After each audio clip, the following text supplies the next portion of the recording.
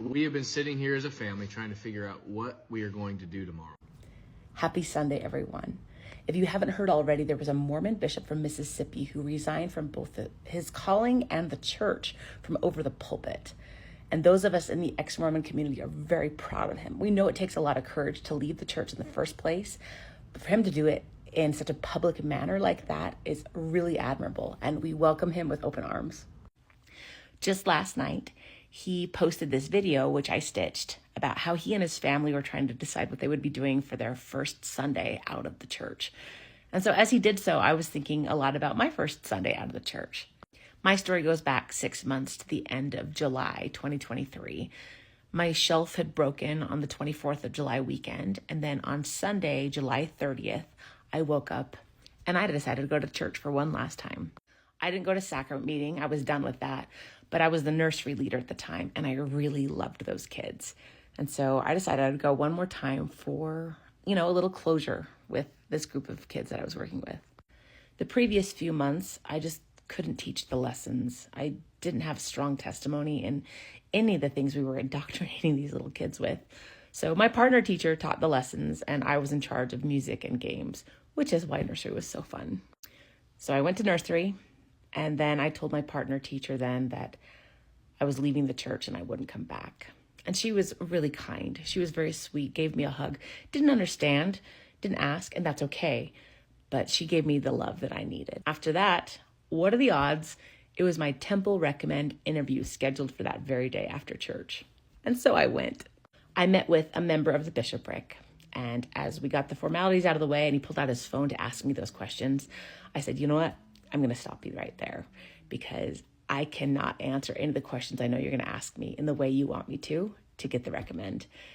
And as there are a lot of members of the church that are leaving because of what they learn about church history, I'm joining their ranks. I'm leaving the church and I'm not coming back.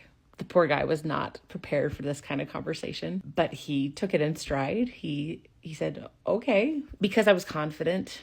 He knew there was nothing he could say to change my mind. And so he said, is there anything that we could do to help you? And I said, well, of course, I'm moving in a month. Would you be willing to help me? Or is that conditional? Maybe it was a little snarky there, but he said, no, it's fine. And they did. They came and helped me later on.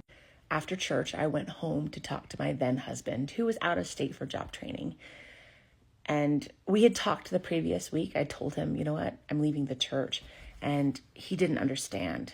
And that's when I gave him all of the resources I had read. Letter to my wife, the CES letter, even the church gospel topics essays. And I said, if you read these things, then we can talk about it later on. Would you be willing to do that? I gave him a week to do it, and the week was up.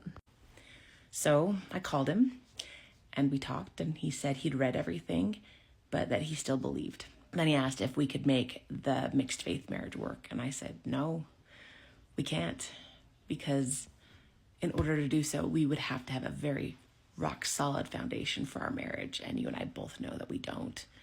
And there are details that I'm not going to include in this public platform, but it was actually really good that the marriage came to an end when it did.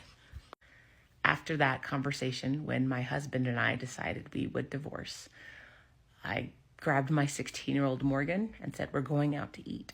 And we just went to a fast food place. I had them take a picture of me with my debit card at the fast food window because this is my first Sunday in my life where I was able to intentionally break the Sabbath and I didn't feel a lick of guilt. It was so liberating. After that, I came home. I put on a sleeveless top and short shorts and I went outside to take my dog for a walk, passing by the bishop's house and everyone else, just letting them know I don't subscribe to those beliefs and I'm okay. I left the Mormon church over 6 months ago and I haven't looked back. I am so grateful to have these Sundays, these second Saturdays, to do what I please. Happy Sunday or second Saturday to you all.